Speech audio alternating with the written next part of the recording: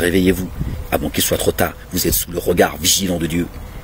Créateur des cieux, de la terre et de ce qu'il y a entre les deux et en terre, tout s'est prosterné à Dieu. Et tout se prosterne à Dieu. Subhanallah al-Azim. Nous appartenons à Dieu et nous retournerons à Dieu. Sauvez votre âme, ni père, ni mère, ni femme, ni mari, ni enfant, ni richesse, rien que dalle, seul. Tu seras seul devant Dieu et tu répondras. Et tu prendras la parole que si Dieu te la donne. Subhanallah al-Azim. Certains même voudront se prosterner, ils ne pourront pas. Dieu n'a que faire de leur prosternation. Ces hypocrites, ces négateurs et ces associateurs. Subhanallah al-Azim, sauvez vos âmes. Sauvez vos âmes, nous avons tous rendez-vous avec la mort. D'accord? La mort est un passage.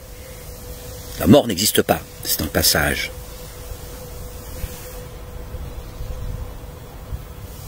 À un autre monde. D'accord? Tous les 1000 ans de Dieu, il frappe au siècle des siècles. Verset 5 du chapitre 32 du Coran. Il y a un autre verset, je l'ai plus en tête, je l'ai lu ces dernières nuits. Pareil, où c'est très clair. Très clair. Le verset dit à peu près cela. Je sais plus. Je crois même que c'est le verset 47, subhanallah al-Azim. Je sais plus quel chapitre. Le verset, il dit à peu près quelque chose comme ça. Ne demandez pas à ce que je hâte le châtiment. Il s'appelle est-ce que Dieu hâte le châtiment. D'accord? Et Dieu il dit le châtiment il va arriver. D'accord? Et il nous dit, il nous dit que un jour chez lui, c'est 1000 ans chez nous. Bon, c'est un peu dans le désordre le verset, mais c'est ce qu'il dit. Pourquoi Dieu dit que le châtiment il va arriver et qu'il dans le même verset, dans la continuité, il nous explique qu'une journée auprès de lui, c'est 1000 ans. Il a dit le châtiment il va arriver à une date fixe, elle s'est fixée.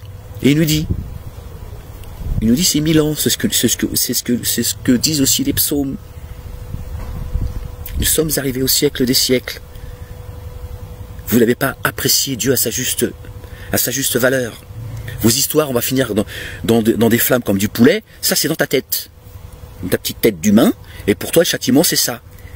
Est-ce que tu crois que la sagesse de Dieu elle n'est pas au-dessus de faire griller des humains comme des brochettes? Est-ce que tu crois que Dieu n'est pas plus subtil que cela? Est-ce que tu penses qu'il ne peut pas te châtier bien plus que cela?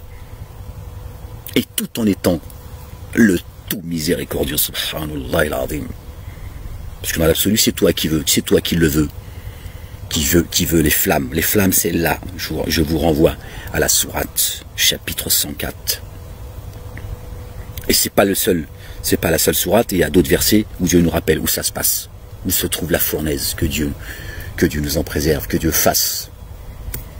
Que le feu, que nos ennemis allument, soit fraîcheur pour les croyants et les croyantes. Et ceux épris de justice. Leur relation avec Dieu, ça les regarde, ça ne me regarde pas. D'accord? Le feu qu'ils ont allumé pour jeter le patriarche, notre bien-aimé, Abraham, paix et salut de Dieu sur lui, sur sa famille. Ils ont voulu le jeter dans le feu.